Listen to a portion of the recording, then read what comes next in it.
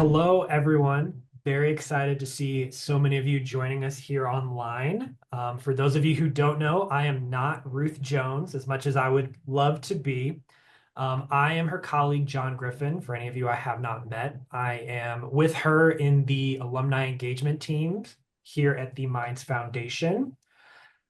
And welcome to our February lunch bunch. It's hard to believe we're already so far into February, but it's wonderful to have all of you here today and joining us for what's going to be an absolutely amazing topic. If it's your first lunch bunch, thank you for logging on and welcome. We always love seeing new faces every month. And of course, for all you returning lunch bunchers out there, we are so excited to see you and to have you join us. Today, we are going to be talking about our Future Energy Scholars Program, which offers students project-based learning opportunities through different academic experiences to prepare them to address where energy intersects with business, science, technology, policy, society, all the things. And so with us today, we're very excited because we are going to be joined by Professor Tony Lefton, Assistant Provost and Executive Director of the University Honors and Scholars Program, as well as Greg Clough, Deputy Director of the Payne Institute for Public Policy. And they are going to walk us through the program and how it's preparing students to make an impact on some of the world's most challenging problems.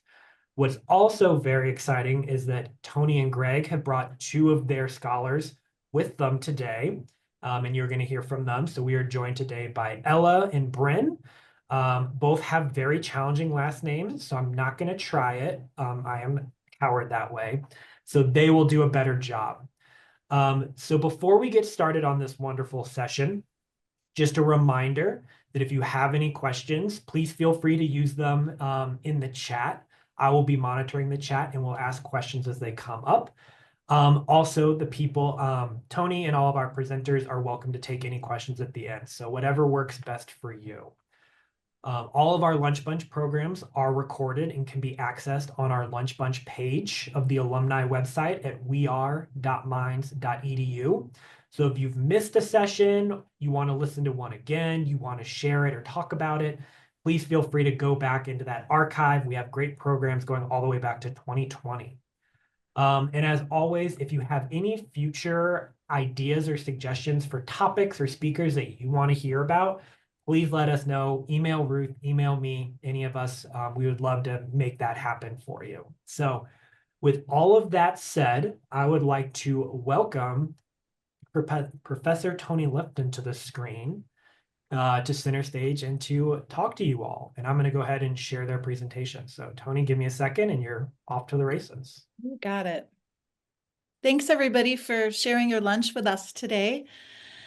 We are really excited to talk about this new program that we launched this fall. So we are in the middle of the second semester of our Future Energy Scholars Program. We're going to tell you a little bit about the partnership pathways that we have, the opportunities we provide for our students, and more importantly, let you hear some of those student stories in the end. Right now, we're building a team as we're building the cohort. We have 12 in our inaugural cohort class, 12 Future Energy Scholars. And the great team I get to work on, in addition to working with these great scholars, I get to work with Greg and Allie, both in the Payne Institute, and Allie, who is leading another signature initiative with our core curriculum with a new course called Futures that explores various social, technical, engineering futures that our students will be actively involved in. And we use that particular course as a great seeder to our Future Energy Scholars Program. John, if you could advance to the next screen. We have a pathway of partnerships. While we were building this program, the core curriculum was being revised to include this Futures experience. And the Futures class is a required course that students can take their first or second semester at Minds, and they explore different themes. One of the themes that, of course, we're very interested in is the global energy futures theme. And this is where we recruited many of our scholars that are in this first cohort. Not all of them, but this is where they really got introduced to the intersection of the science, engineering, the policy of what our energy future would look like. Part of that program, and I'm speaking for Allie since she can't be here with us today, is that these students engage in a series of future encounters. And on this photograph, there are many of our future energy scholars before our program was launched who had the opportunity to go and interface in these field experiences of what's happening out there in the energy sector. So I wanted to give a shout out to those futures encounters because it's so incredibly important in getting students that are interested in these kind of career paths. And I do know that of two of our future energy scholars, they did change their majors because of this experience and then coming into our program. So again, this is a wonderful pathway and a partnership that helps us identify and work with students that are interested in these career pathways. John, we'll go to the next one. Our other partnership, which we really couldn't have built this program without, is with the Payne Institute. And it's been a real pleasure working with Greg and Morgan and that team and finding that intersection with policy. And I'll let Greg tell you a little bit more. Thanks, Tony. Hi, everyone. As John mentioned, my name is Greg Clough, and I'm the Deputy Director at the Payne Institute for Public Policy. My background is I have a Master's in International Relations, so I've been working around the world, primarily on international policy issues. But I joined Minds around 6.5 years ago, a little after Morgan Mazzillion, who our director, essentially started the Payne Institute for Public Policy. And the impetus around the Payne Institute was, how can we connect the incredible depth and breadth of knowledge at this university with these global conversations that are happening around a number of topics, but significantly around energy. And so what we're trying to do at the Payne Institute is bring together global energy thought leaders and Colorado School of Mines students and faculty through research, education, meetings, and outreach. And I'll touch on a little bit on each one of these and tell you how they connect specifically to our Future Energy Scholars program. So obviously, a lot of what we do at the Payne Institute is looking at research and data, and we have a lot of incredible knowledge and expertise on campus, but what we're trying to do is connect that knowledge and expertise with global decision makers and other stakeholders who may not have that depth of scientific and technical knowledge. And so we work with students and professors on campus to do research that we can then translate and provide to those stakeholders. And we've, over the past 6 years, funded over $2 million of graduate students and other postdocs to do research with the Payne Institute. And I think it's been a great collaborative opportunity that allows them to learn about these topics, but also for us to benefit from their knowledge and expertise.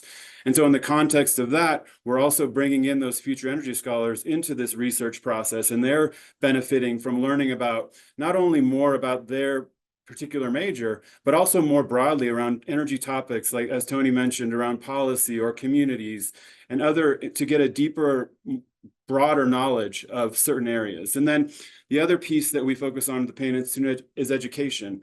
We're not a direct educating entity, but we have a lot of engagement with students around education because we want to provide them with that understanding of the intersection between science, technology, and policy. And I think what we've seen is we need more of Minds in those conversations. And the way, by providing students with those opportunities, initially Tony and I created something called the Payne Scholars Program, which allowed students to write policy-oriented papers and gave them another perspective on how they can communicate their knowledge. And now we've created, as Tony mentioned, this Future Energy Scholars class, which has started in the spring. And we're working with those students, those 12 students on a weekly basis. Morgan's leading the class, and it's really providing an incredible opportunity to go deeper into some of these topics and also more broad. And so, and then finally, the area which is, I think, what I work on the most is this convening piece. And Tony touched on that briefly with the futures class, but a lot of what I do is organize webinars and symposiums and bring people to campus from academia, industry, government, and civil society to provide that opportunity, not only for them to have collaborative discussions, but also for students and professors to see where these conversations are and to provide their knowledge into those conversations. And so the Future Energy Scholars in particular have been able to help in organizing and supporting those events. And they were central to our Global Energy Leaders Summit that we had in September, which some of you, I think, attended. And so through all of these different pathways, we're engaging with students and providing a different perspective, I think, and it's been really successful. And I reiterate what Tony said to me. It's just been a pleasure working with her on all these different areas, and particularly in creating the program. And so could you go to the next slide, John, please? I think one of the big opportunities that we've seen with this is, and it goes again to some extent to the Futures course, but we see students coming in and they're hearing a lot of rhetoric and politics and things of that nature. And what we can say through these things is, hey, just a second, it's a lot more complicated and there's a lot more nuance to that. And how can we introduce them to that so they can see pathways? Students are coming to Minds and they're really, focused on the world and those sustainability questions, but we can introduce them to it. There's a lot of pathways and a lot of excitement around different pathways that you might not be aware of. And let's confront some of those notions. And the opportunity we have at Minds is because Minds is, in my opinion, one of the best, if not the best, energy university in the world. There's so much expertise on this campus throughout the entire energy system. People obviously know us for oil and gas and our mining expertise, but we have renewables and nuclear and the only mineral economics department. There's such an incredible array of expertise, and by connecting the students with those different areas, they're able to go deeper and look at all of these perspectives in a different way. And we're hoping to prepare them for this future energy opportunity, which is complicated, but it's also so exciting. And so that's essentially, from my perspective, how I have been working with them. And again, I think it's a really exciting opportunity, and I appreciate you guys listening to us today. So Tony, back to you. We have a motto. I think it just organically happened, where the scholars, we leaned in and we said, we're more than a course, more than coursework. We're actually a full class. And through that, a Future Energy Scholar is a student that is motivated to explore more deeply and understand more broadly and communicate more effectively the complex challenges and opportunities of our energy future. We want these scholars to be able to lead and to teach them the different ways in which one can take these leadership roles. And so we created what we call the class model, where students do take at minimum 12 credit hours of technical coursework in energy-themed courses.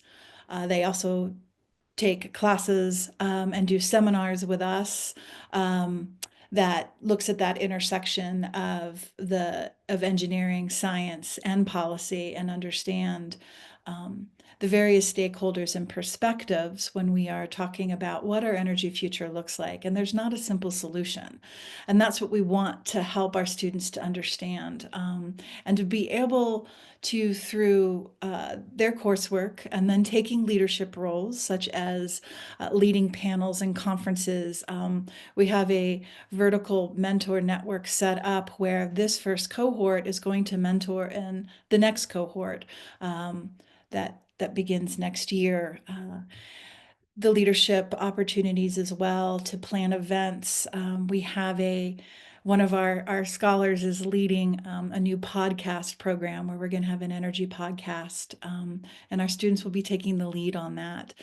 We want them to be able to apply what they're learning. That's that project-based experience, the experiential learning, opportunities for co-ops, internships, and to really engage in research and the kind of writing and communication they will need to excel at in order to be a leader and sit at a table and to be able to discuss the synthesis of all the things that they're learning across their coursework, their application, the things that they're leading, and ultimately to tell that story, to be able to sit at a table among all the stakeholders, and to effectively communicate those complexities, the innovative ideas that they have, and really help be one of the people that shape where we're going in the direction of our energy.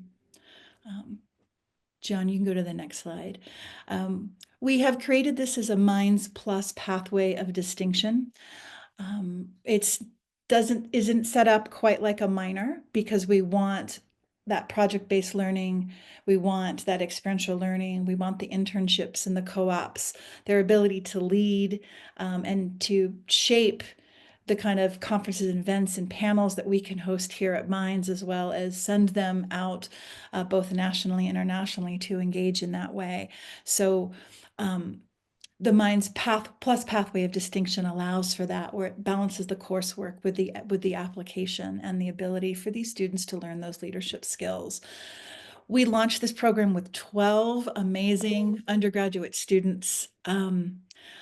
They applied, their applications were pretty substantial. There were several questions they had to answer in terms of what got them to where they are today, what makes them want to be a leader in the energy sector, what kind of impacts would they like to make, what kind of things would they like to learn.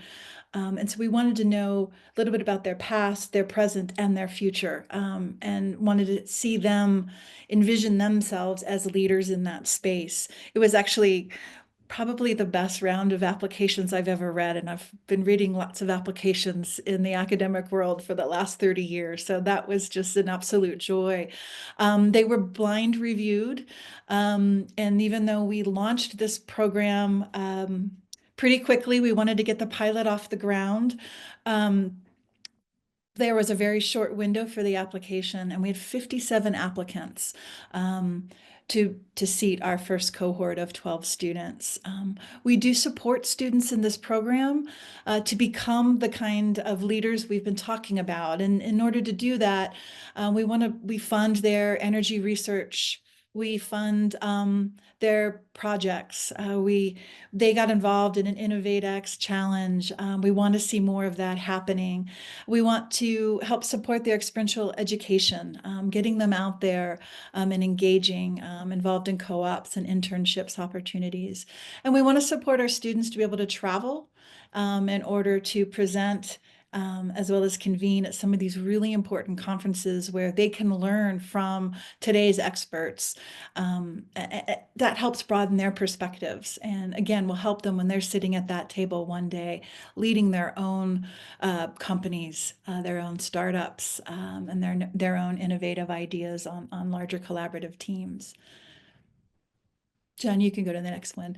The thing I'm probably most excited to tell you about briefly, and I will keep it brief, is to introduce you to our scholars, and you'll see the various majors and perspectives, which was also a very wonderful thing that happened through this application cycle. Because I think it's important for these students too to be at a table among their peers that have different perspectives and different goals, and come together collaboratively to innovate and plan together.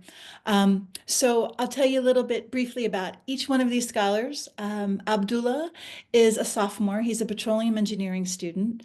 His aspiration is to start his own oil and gas company, and he wants to become an industry leader. And he's been really involved through other programs, but through Future Energy Scholars in trying to take some of those significant leads for the program. Amjad is also a sophomore in petroleum engineering. He is seeking, in addition to that, an economics minor. His interests are in drilling, reservoir management, and hydrogen transfer technology. He's currently conducting research in geothermal energy, and he's quite passionate about that intersection of energy and policy. Our next scholar here is Annabelle Lee. She's a junior in chemical engineering. quite interested in carbon capture and pursuing internships and undergraduate research experiences around energy and policy. And when I talked to Annabelle, she wants to learn about all energy. I don't think she's found that one focus yet, except for carbon capture, but I really enjoy her enthusiasm. Like, I want to learn about all of it. Bryn, you will hear from Bryn in a moment, and she'll be able to share more of her story directly with all of you. Bella is a junior in design engineering. She's focused on renewable energy. She has taken a significant lead in our Critical Minerals Symposium, the Global Energy Leaders Summit last fall, engaged with a fireside chat with Mike Rosenberg. She also participated in the Career Center's Government Employee Panel and the Renewable Energy Panel. She's working on an exciting project right now. She's doing this on her own volition, and she's looking at research and development of small-scale sand batteries. Dev is a sophomore mechanical engineer with an energy minor. Dev is really interested in the policies and regulations that affect industry and how engineers can and should be actively engaged in shaping those policies and have a seat at that table as experts who understand the complexity of our energy story. Elise is a sophomore, newly declared mining engineer, as well as a business engineering management degree. She wants to be an energy leader who effectively communicates innovative ideas across the board to businesses and other stakeholders. And Elise has really been leaning into that written and oral communication skills that she knows she's going to need in order to succeed. Ella, we're going to hear from Ella too in a moment. So I won't steal her thunder. I'll let her share her stories with all of you. The next scholar here on the screen is Mackenzie. She is a mechanical engineer with a focus on energy. She has gained hands-on experience in the oil and gas industry, which has shaped her understanding of real-world engineering applications.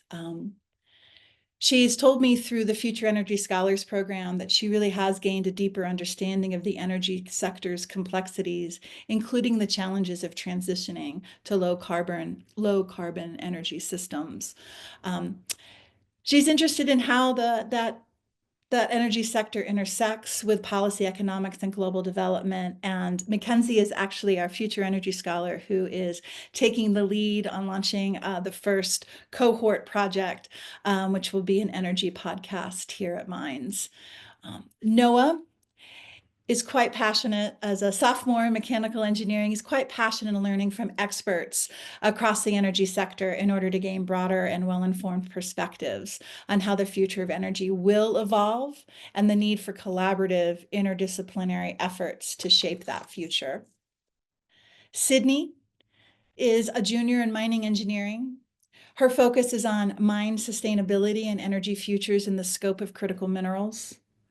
As a future energy scholar, she has been focused on energy networking and is developing an interactive panel for the next Critical Minerals Symposium. And our last scholar on the screen is Taylor. She's a sophomore in design engineering. She grew up in rural Colorado, and her interest really lies in biomimicry. As a child, she was inspired by nature's efficiency and resilience. And as she's looking towards our energy future and innovations there, she wants to learn as much as she can from natural processes. She serves as a Futures Ambassador for that core course I was telling you about at the beginning of our presentation. And as a Future Ambassador, she helps lead experiences that explore energy from multiple perspectives, both technical, environmental, and societal. So we have a really diverse group of scholars that have come together in this inaugural cohort. And I'm pretty excited to see the things they're going to do together over the next 2 to 3 years. without further ado, I think the real stars of this story are Ella and Bryn. And so, Ella, I'm going to turn it over to you. Thank you. Hi, everyone. My name is Ella Malm. I am a second year here at Mines studying petroleum engineering. I'm also minoring in geological engineering. Like Tony was saying earlier, I was actually one of the scholars who switched their major after taking the Futures course. So I took the Futures course my first semester of my freshman year, and I took the carbon themed section of it, and it was so much fun. I learned so much about energy and carbon capture that I wanted to switch into petroleum engineering. So that's what I am studying today. So far, through the Scholars Program, I've attended the Global Energy Leaders Summit, and I'm also currently interested in exploring orphan oil and gas wells and how they impact both the environment, geology, the surrounding communities that form around them, and also the prohibiting factors of reclaiming them and how influence of social structures on power comes into play. So I have written somewhere around 3 papers on orphan oil and gas wells, and I'm working on synthesizing all of those into my 4th paper to hopefully get published.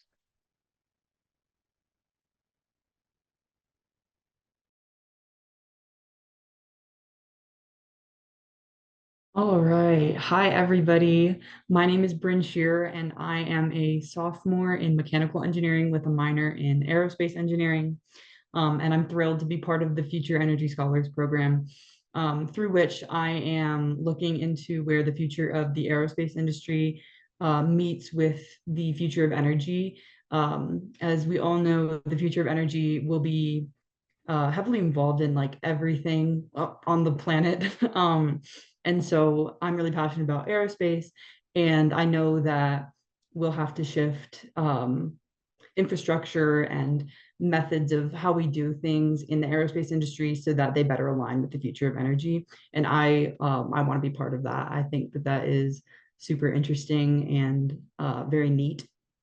And currently, I am looking to pursue research surrounding the future of energy and space exploration. Specifically, I'm really interested in learning more about perovskite solar cells, and how they can be used for deep space exploration, since they're highly efficient and very cost effective.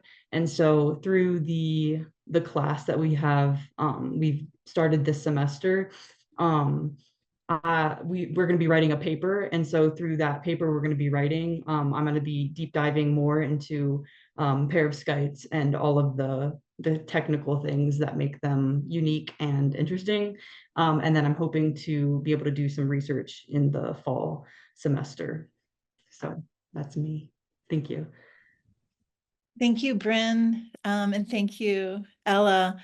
Our scholars at the end of their time in this program will be asked to synthesize the experience in a professional talk based on their research, and put together an electronic portfolio that they will continue to build while they're in this program, and we foresee in their future as energy leaders. So what they're starting now is going to shape where they go and shape the innovations that we will see one day.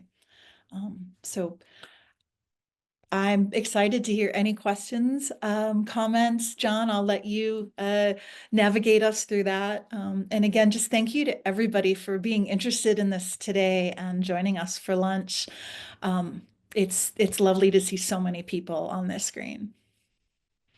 Thank you. Thank you so much, Tony, Greg, Ella, Bryn. Absolutely wonderful. Luckily, we have a few comments already going in the chat, so I'll throw them your way and see what you have to say. Well, the first comment everyone can see is a book recommendation, so if you're needing some reading, please take a look at that.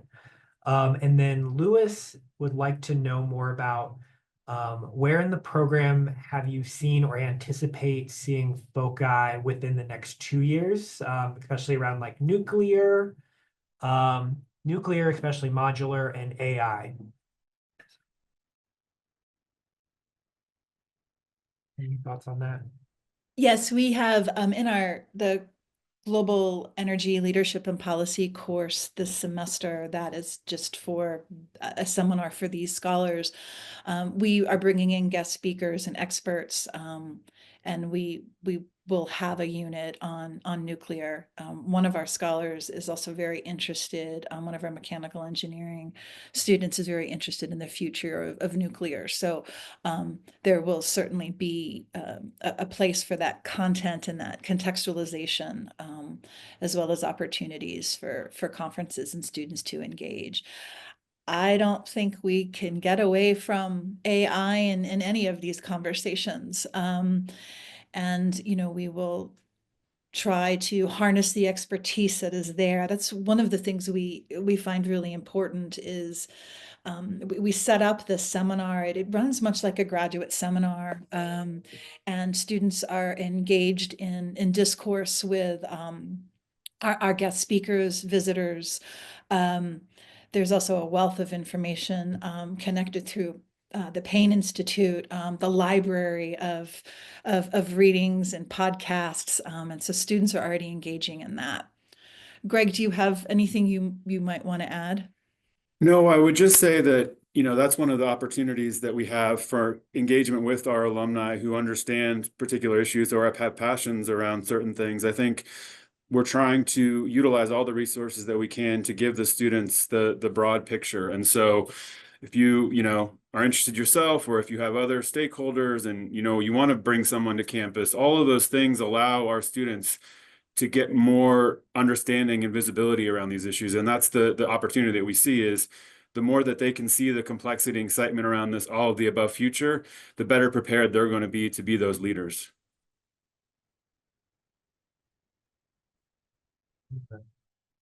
I see there's a question too about capstone projects.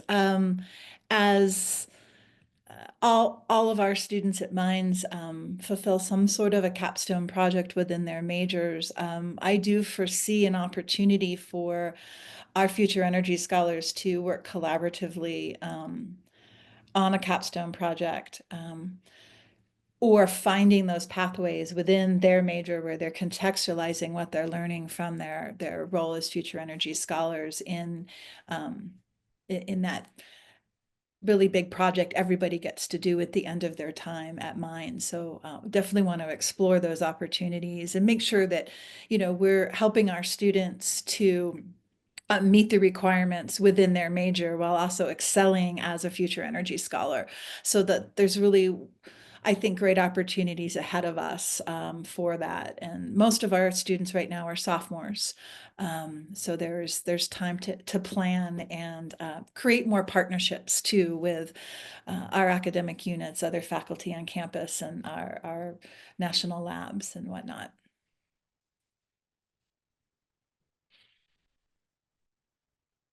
So Tony, there's another longer question from Diana in here saying, congrats to all the scholars that they work designing collegiate competitions on renewable energy, especially geothermal.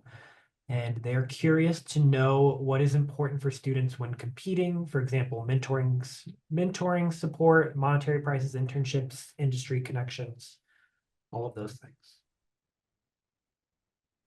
I'm going to say all of those things are important, right? Because that's how you build your network and that's how you learn from the experts. I think that one of the things that we offer in order of some financial support to help our students get out there is critical. I think the research, the internships, mentoring, again, building out these partnerships, would love to build out a stronger mentor model with our alum, with our other faculty experts. And then as our scholars go through the program, they continue to be mentors. And I would imagine that Ella and Bryn one day are going to be great alumni mentors to the next future iterations of this program. Ella and Bryn, how would you respond to that really good question that's being asked in terms of your priorities? Say all of the above as well. I think as a student, it's super important to have like real world experience while still studying before graduating and getting a job. So I think it also helps, narrow down your pathway. So yeah, real world experience, internships, connecting with people in the industry. So you know people when it's time to find a job. Yeah, I would agree. I think especially internships and industry connections, those can really help you grow as an engineer. You're putting your skills to the test and putting what you've learned into the real world. And I think that that is so important because um, when you graduate, you want to know, like, I mean, at least I want to know beforehand that what I've learned is relevant and can assist me in these projects and jobs that I'll have in the future. Um, so yeah, I know a lot of students look for internships, and I know that I've used Future Energy Scholars to help me in like my search for internships, because I can talk about how I've I have more, I guess, experience in focusing on energy and how that will help me grow as a mechanical engineer. So, yeah. Thanks, Bryn and Ella. Anybody else online have any questions that they'd like to either put in the chat or ask out loud? If not, I think I have some questions as well that I'm curious about, but want to open it up to all the attendees before I cut in line.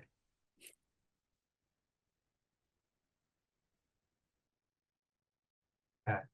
Well, then maybe I'll go with something. And this is a question for Ella and Bren, but they, if through the presentation and looking through the website and all of that, it's like a really nice amount of coursework that's also coming baked into this honors program. So I'm wondering if you can talk at all about like how that coursework and like the academic side going on here is um, connecting well with all of that experiential learning that you're doing.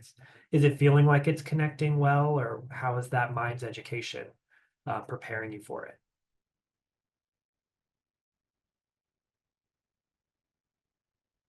Yeah. Oh, sorry.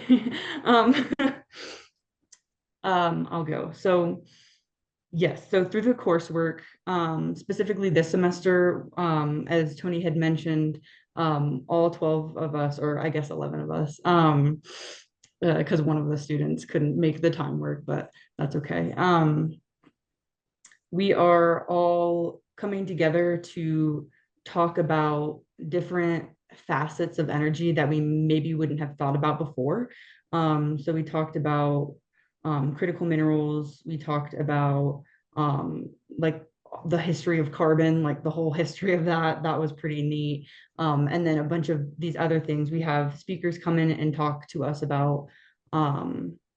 We like last week we had who was it? It was, oh, it was a talk about carbon or storing carbon from one of the Payne Institute speakers. Greg, I know you you know the Yeah, name. Anna Littlefield, sorry. Yes. And so we had her come in and talk to us about something that I don't think a lot of us would have thought about. Um, And so it's bringing all these pieces of energy together so that we can focus a little bit more on something that we care about, like how I'm interested in aerospace. How am I going to use all these pieces to hone in on where they play a role in aerospace? So it's really neat to think about these things that I would not have ever thought about before without the coursework of what we're doing this semester.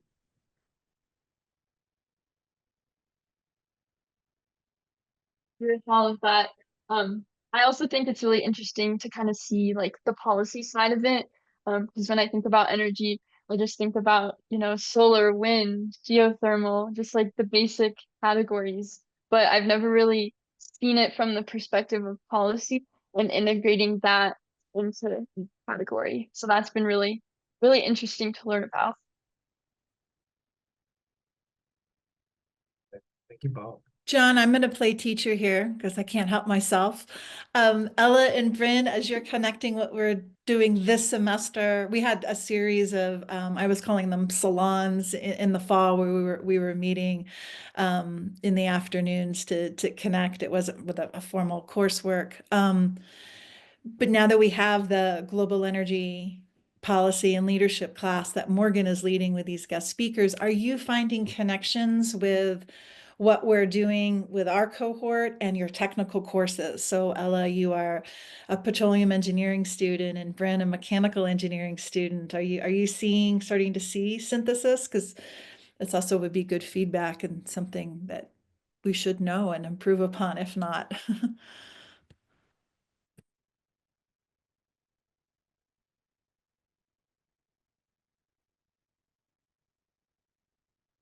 So very much so.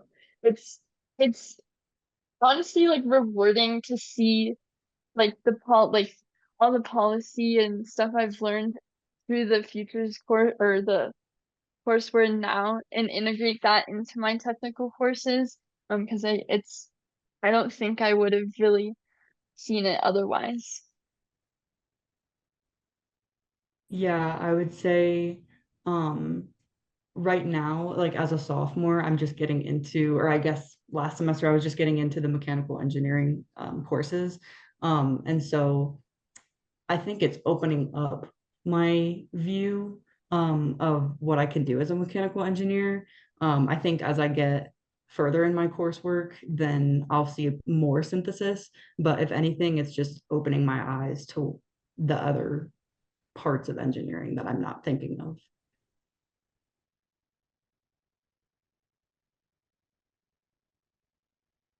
Uh, Tony, I think there's a great question in the chat from Jerry asking where the funding is coming from and is the program limited to 12 or so students? So how does that all come into connecting for the honors program? Thanks, Jerry. Great question. Currently, the program is being funded through support with our partners through the foundation. We have 3 alum that have been giving their support to help these students take this extra coursework and have these opportunities for travel, convening, research. I was really important to me to build a sustainable program and to be able to support the students and to make sure that they all had a mentor advisor. And so 12, we were starting off with 10. And to be honest, the applications were so strong. And we were able to get a little additional funding that we were able to open it up to 12. And so the goal now moving forward is to add 12 new students every year to build out a cohort. And over time, I could see the cohorts growing to maybe 20 students per class.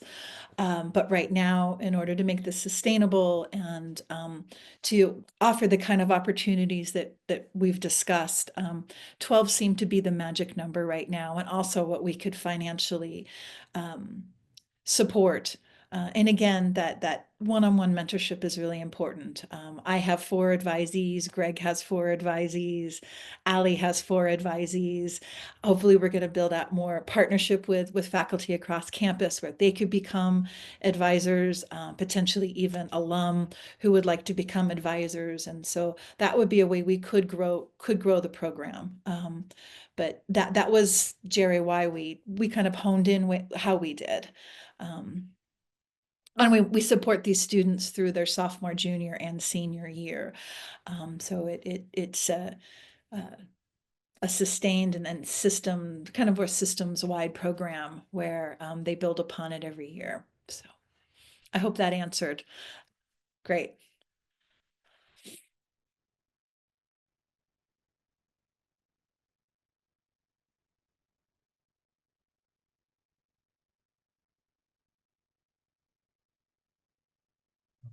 Yes, another question that I have is still this like relationship between Greg, you and Tony, and your 2 areas between honors and Payne. So how does that, like, what are kind of more of the details of that relationship, especially as both fields just constantly grow and evolve? How does that conversation and keep updating the lessons you're devising and the materials and the professionals you're bringing in? It just grows nonstop. So how does that development and relationship happen? You want me to start, Tony? Well, I mean, I think Tony and I have worked closely for a number of years in various capacities, but as we've leaned into this and I've learned about the campus and the university more, we just saw this opportunity as one that was really unique to the university because there's not many universities in the world that have this breadth of expertise across the entire energy system. And so, being able to, be a petroleum engineer, but also learn about critical minerals or nuclear, all these things gives you such an advantage. And we're creating these kind of broad and deep and just profound future leaders. And Tony has always understood how the curriculum side works and these other pieces and the honors. And that's something that I don't have a lot of visibility with at Payne because that hasn't been our focus. So I think what we've done, and Tony, feel free to correct me if I'm wrong, is we've used our unique strengths and our knowledge to kind of come together and do something that I think aligns with both of our priorities and also just something that we see as a real benefit to the university. I could not have launched a program like this without these partners. My experience at Mines over the last 26 years has been building signature student experiences through academic programming, through the McBride Honors Program on Public Affairs for Engineers to the Thorson First Year Honors Program, to the Grandy First Year Honors Program, to our quickly expanding undergraduate research, Office of Undergraduate Research and undergraduate research scholars, to our Grand Challenge Scholars Program. So all of these things that have always interested me, that the key, the central to all of that, the center to all of that is the students, and helping to create experiences that broaden their education, that give them a more comprehensive experience where they can apply their technical work, where they can become these leaders and effectively exceptional global citizens who can engage across the board and to be able to articulate their creativity, their ideas. And so this program kind of follows within that scope of what I feel I'm pretty good at doing. And helping students find those connections, both on the curricular side and the co-curricular side. These important experiences where you take what you're learning in the classroom and you take it out into the world. You explore your world, and so with working with the Payne Institute, it's given us this opportunity, starting with the Payne Scholars Program and then moving in this direction. And then I would also say it's these 12 students that are really shaping this. This is student directed as well. They're telling us too what they want to learn more about. And when we hear like, oh, I didn't know about this. There's a gap here, or I thought it just meant this rather than these 5 systems we need to be considering. Those are the kind of things that fuel this partnership. And as you asked, John, that will help us grow and adapt, because that's one of the biggest things I think about is adaptability. And where our students are now, it's going to be a much different space tomorrow. And then the year after. So if we can create these experiences that also make them ready to adapt and be leaders as the future changes and our needs change, and innovations are created, we've got a successful program. And we're setting up what my mission always is, which is to help our students go out there and be those leaders and help make those impacts and the change that our world needs. So bit philosophical here in the end, but that's my bread and butter, are listening to the students and figuring out how to do this together and build partnerships and create programs that don't exist anywhere else at any other university. It's another thing we really try to do here because we are unique at Mines. Thank you so much, Tony and Greg. We have enough time for probably one more question from the audience, if anybody has anything.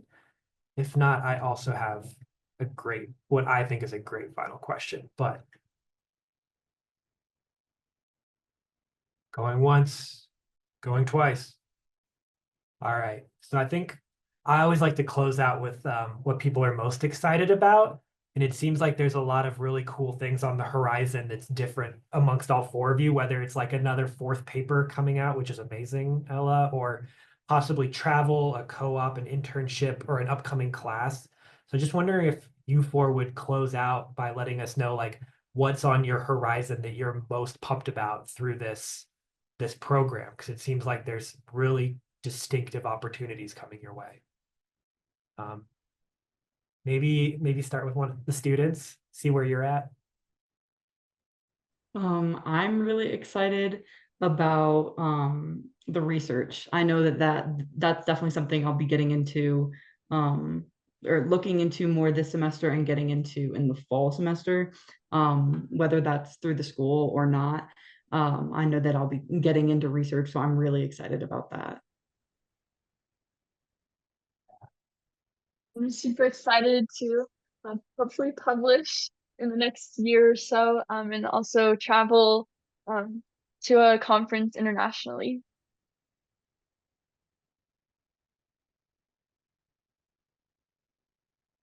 I'll let Tony be the last one. So, yeah, I mean, I'm excited to see how this class continues. The students are giving us such good feedback, and you know, I learn from them every day. But I think for me, these events that I organize are really kind of where a lot of my focus is, and so we have another event called our Accelerated Methane Reduction Symposium that's happening March 6th and 7th, which the students will be part of. We have a lot of engagement with the Native American communities. We have an event that will be in Ignacio, Colorado, on the Southern Ute Indian Tribe Reservation on May 20th and 21st. And then this podcast. I'm really excited about the podcast because I think that, again, there's a lot of voices out there talking about energy, but there's not our voice or our university voice. And I think that's an important, real opportunity for us, again, to present that all of the above systems, you know, nuance, complexity, understanding, and getting the students engaged with that is just super exciting for me. All of the above. I'm excited. I get to start reading some of these student papers and to see what students are writing about and where their skills are and where I can help them polish those communications, right? But ultimately, I'm really excited for this inaugural class to mentor the next group. I'm really excited to see that vertical connection. These scholars are going to help us blind review and select the next class. And I really love seeing the kind of organic leadership that happens in these near peer situations. And I'm really excited to see that our community of future energy scholars grow with these 12 young leaders taking us into the next year. Amazing. So much to look forward to. All right. Well, I would like to formally thank Tony, Ella, Bryn, Greg for all of your time, for presenting and talking to this wonderful group of lunch bunchers. We always appreciate you all giving your time as well to prepare for this and to join us. I also want to thank everybody who has taken away from their lunch, from their day to join us and to hear all about Mines and these amazing opportunities. So we'll be closing shortly, but I want to give everybody a heads up that I don't think our event page for next month's Lunch Bunch has been published yet. And Ruth is probably sad to not be the one to announce it, but we are excited for March's Lunch Bunch because we're going to be joined by John Bradford, who's the Vice President for Global Initiatives and a Professor of Geophysics. And he is going to talk to us about our international partnerships and projects, how they align with Mind strategic goals and education, and what opportunities are available and being developed for students and faculty to go and study and research abroad. So that'll be a really great opportunity. And Connie, I see your question in there about the recording. We always post our these event recordings on our website at weare.minds.edu, where you can access that whole library. And if not, I know I'll probably be seeing you, Connie, anytime in the next month, and I'll make sure you get that. And with that, everybody, I hope you all have a wonderful rest of your day, and we look forward to seeing many of you next month. Take care, everybody.